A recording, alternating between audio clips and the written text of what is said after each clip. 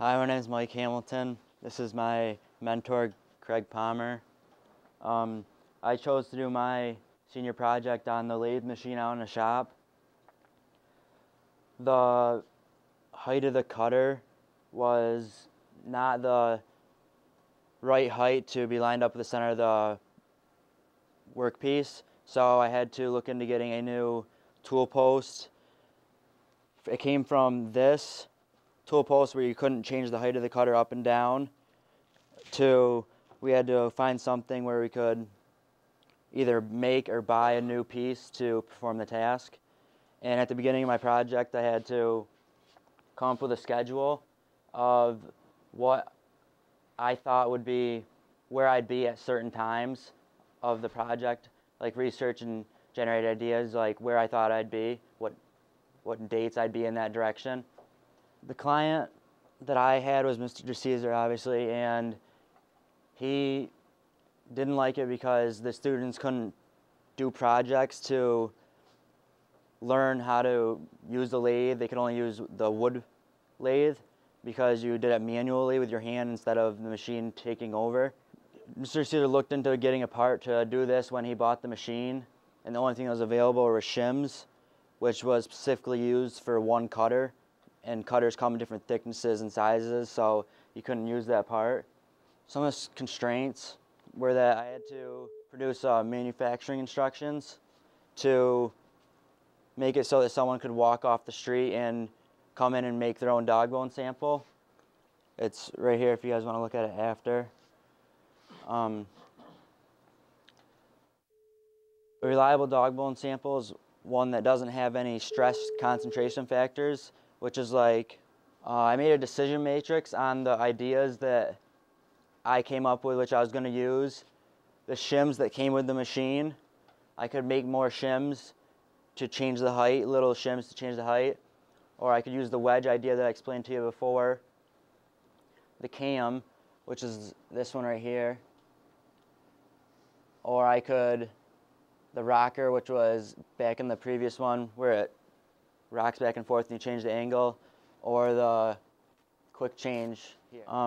That was the first part of the problem. Once we got that, we noticed that I had to go into it farther and find out that there's a new problem to make the reliable dog bone sample that we were looking for.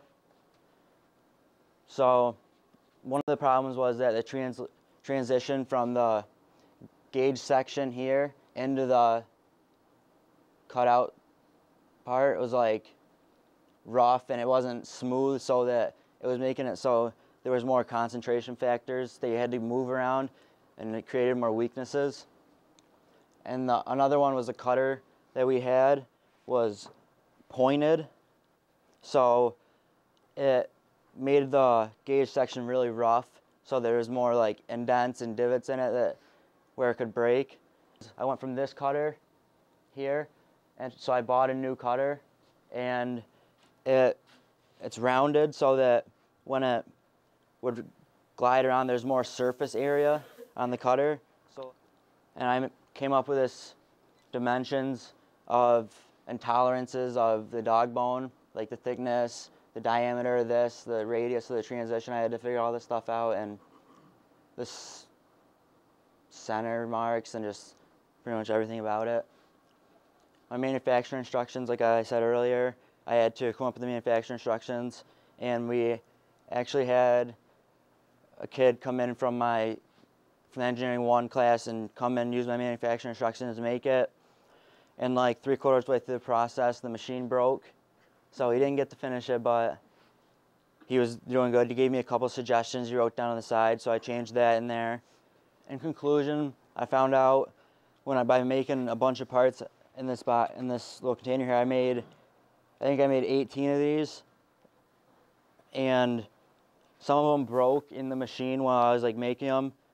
With the aluminum, it's so weak that when I was spinning in the machine, I'd touch it and it'd actually bend and snap in the machine. So I made the whole part for nothing, and I had to go back and make a bunch of other ones. And here you can see that when they break, I have them all like labeled and which ones are which. And as you can see how it stretches and just where it breaks. And 1 out of every 5 of the dog bones that I made in the machine broke. And it's just due to our machine because it's not so reliable, I guess, and sturdy as if like one in an industry.